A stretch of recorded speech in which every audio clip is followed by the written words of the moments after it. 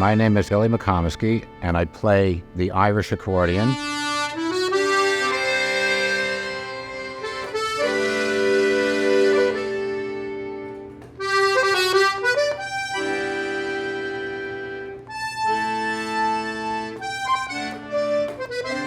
This one that I tend to play now that I got from my mentor, Sean McGlenn, that would be a 4-voice accordion. There's 3 reeds played in unison, and it's referred to as being intentionally out of tune because Irish music is. It's just these old, inexpensive instruments playing these modal tunes. But then that is kind of what gives Irish music its identity.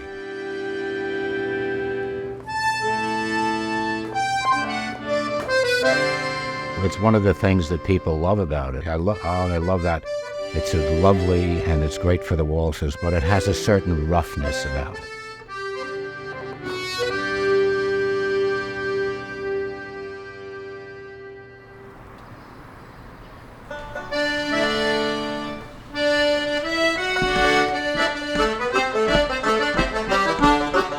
I decided to apply for and do this apprenticeship because Billy has this great connection to the tradition, and I wanted to pick up some of these tunes from him on the banjo.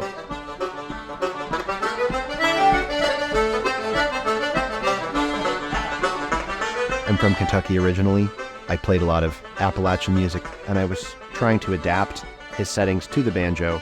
At some point, I thought to myself that his specific way of playing the accordion is so beautiful and is so much a part of the tradition that instead of learning to try and copy it on the banjo, I should just try and learn it on the box.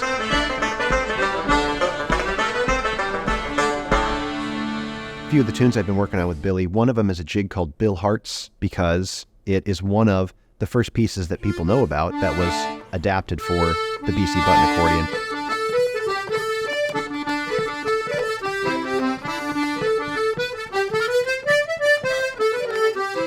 Irish traditional music is, as the name implies, originally from Ireland, but it really is also an American tradition. Throughout history, immigrants from Ireland came in various waves to America, and a lot of those working class immigrants brought this traditional music with them. Billy McComiskey was super influential, not only in the Baltimore area, but across Irish music. He brought this style of accordion playing down with him to Baltimore, and over the years, he's been a very influential teacher. Not only is he a prolific player and a great tune writer, but he also, together with Sean McGlenn, he invented his own way of finger economy on the accordion.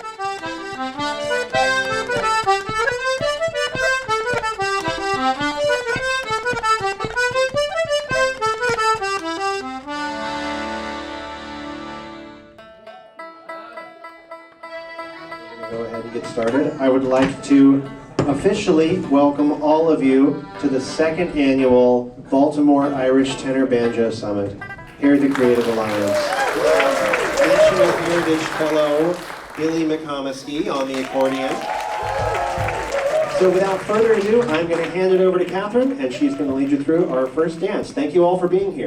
So Irish traditional music doesn't happen in a vacuum. It's always been for events, for gatherings, and a big component of Irish traditional music has always been Irish social dance. The ceilidh is one of my favorite parts of the music.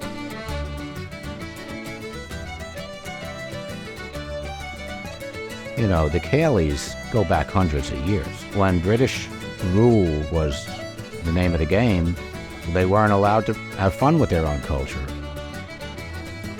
In Ireland, in those days, you were actually risking your life to just get up and sing a sean-nós song, they would call that, or do one of the old steps or play a tune. Ireland became its own nation, and then they were allowed to celebrate their culture.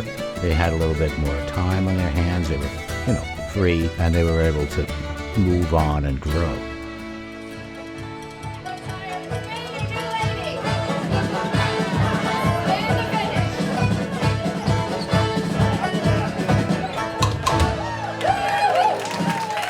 One of the great things about all traditional musics is that every tune is more than just notes on a page. Ready? I think I would go so far as to say that's true for all music, but especially in traditional music like this, part of an oral tradition that's handed down, that human element, the people behind the music are really important. Billy McComiskey really is the reason that there is Irish traditional music here. And not only is it here, but Baltimore is now one of the centers of Irish traditional music in the United States. And it's really in large part because of the impact of Billy McComiskey. Irish traditional music and culture just has this magnificent gravitational pull to it. It attracts the nicest people with this kind of sense of musicality that goes with it. This is the music of the people. That is what it is.